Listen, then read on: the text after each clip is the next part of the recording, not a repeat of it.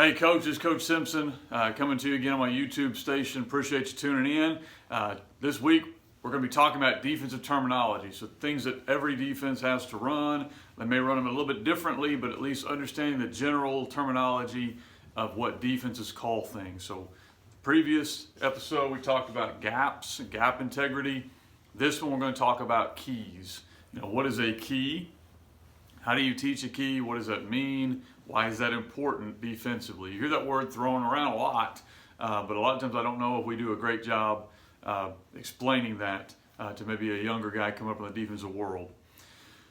I've got a ton of material out, guys. I've got offensive, defensive, whatever you want. It's available on my website up here, fbcoachsimpson.com. You can go there and you can actually get, I just got these in, so I'm really excited. My playbook, newest book that just came in, but I've got for defense. But I've also got offensive materials, coaching materials, anything you want on there, you can go get it as well. Also on CoachTube. Or just hit me up. You can make a comment on this video if you want to, or find me on Twitter or on Facebook, or even email fbcoachsimpson@gmail.com. Today we're going to talk about keys. Okay, keys are important defensively across the board. So we've got three levels of defenders, because that's, if you're coaching defense, whether you're a 4 front, a 3 front, a 5 front, whatever you want to run, you have three levels of defenders. You have defensive linemen, second level defenders, which are generally linebackers, and then you're probably going to have some kind of deep DB responsibility. Keys are unique to what you're playing, but what that basically means is you're trying to shrink the world for your defensive player. That's why it's a key. A lot of times you get a guy back here and you don't coach him up very much, and the ball's snapped. There's a lot of things going on at once, and it happens really, really quick. If you play the game, you know how quick it can go. So you've got to get that guy's eyes in the right place. And we refer to those in the football world as a key, especially for a defensive player. What are we looking at before the snap? What are we looking at after the snap? And then you want to give them as few as possible if-then scenarios. You give them one, you're probably going to be okay. You start giving a guy 3 or 4 different scenarios, and that hits too quick for them to really process that much. So that's what a key is built to do. On the defensive line, there's several ways you can teach keys. I don't want to get into specifically the way we do them, but basically you're going to teach your defensive linemen to read someone on the offensive line. So for example on here, and there's multiple ways you can do this, let's just say that we're going to try to 2-gap our nose. We're going to try to have them 2 gaps, so we're going to fire off into the center. Well, the center has become our key.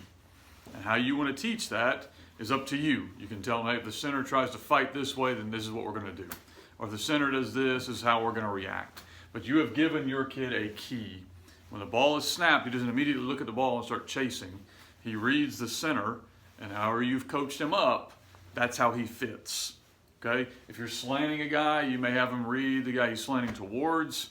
You may have him reading the guy, pressure keys. There's a lot of keys you can teach defensive linemen. There's a lot of defensive gurus that are on the defensive line world that can go way in depth. I actually have a defensive line course on CoachTube. If you want to hear how we teach it, you can just jump over there. It talks about visual keys and pressure keys. But basically, you've got to give him a key of a player he's playing across from. Second level players. So let's start with the inside linebacker type guys, kind of your box fit type dudes, are probably going to have 2 keys. They're going to have a run key, and then they're going to have a pass key. Okay, same thing with really anybody past pretty much the first level. All right. Inside linebacker, you may have him keying backfield. If you're playing a zone team, you may want him to key the near back. Okay, or if you're playing a 20 personnel, maybe he's keying the fullback. Okay, usually day one, we're going to start our guy off trying to see if we can key guards or key linemen blocks and work from there. But there's a lot of different ways you can put his eyes just to get his key. So don't think you have to start there. But you want him to look at one thing and recognize instantly, is it a run or a pass? Which way is it going? Okay, and we don't want that to be looking in the backfield very often. So we try to kind of avoid teaching that, because offenses are built on deception. Okay, so we would prefer we're reading somebody up here that's going to give us more of a true read. Okay, now that may change depending on the type of offense you're playing. But he's going to get a run key somewhere up here. And then if it's a pass, so I recognize within a half second, boom, it's a pass. Now we're going to tell him my eyes go to wherever they go. That could be reading 3 to 2. That could be you're playing man on the back. That could be you have quarterback. That could be whatever. But I have a run key and I have a pass key. All right. Working outside linebacker, very similar concepts here. You can teach them to read the headgear of the tackle if you want to as their key, their run pass key. You know, with the RPO game, we've kind of shied away from that. I think a lot of people are shying away from that. And usually we're looking at back here for run pass key. Okay, and we're going to slow play a lot with these guys. But you can key however you want to, which is where am I putting my eyes. Once I make the key, then I have a pass read. So if I read pass, my next key is this. That's that if then. So I read pass, now I'm going to key number 2. Or maybe I'm keying number 1, depending on what coverage you're running back here. Okay, your pattern 2 read team or you're a cover 4 team, a lot of times you're going to teach I want my hands here, but my eyes are over here. So you're giving them a key somewhere else. All right, same thing with our DBs. Okay, same thing with our DBs. Now they're going to have a run key and a pass key, but they're probably going to be primarily responsible for a pass. So a lot of times, especially in a corner, our eyes are going to never go into the backfield. We want to keep our eyes on those receivers, and if we trigger off of them that it's a run, then we can fit. But we want to make sure we're keeping our eyes there because if we start running up, it could be problems back behind us. Safety is a little more difficult, okay, depending on what you're trying to run. Coverage-wise, you know, they have to be able to read receivers as well as runs because they got to fit. And that's just how you want to make that happen. But all of that comes down to the word key. The goal of a key is to shrink the world for your defense, to have them see things quicker and to have them look at one thing and be able to move and play off of that. That's the goal of a key. Tomorrow we'll talk about leverage and fits. What does that mean? Hear that a lot. It's very important.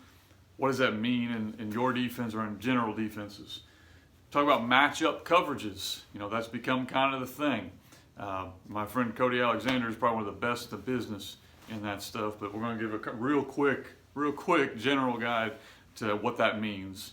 And then force. What is force? Why is that so important to a defense? Don't forget, if you'd like to, got plenty of stuff on my website. Have a whole defensive line course, all kinds of courses on CoachTube. Of course, you can even get the book if you'd like to. And finally, if you haven't done so already, please like and subscribe to this channel. I'm trying to get the viewership up a little bit so I can continue to do this, hopefully, every week.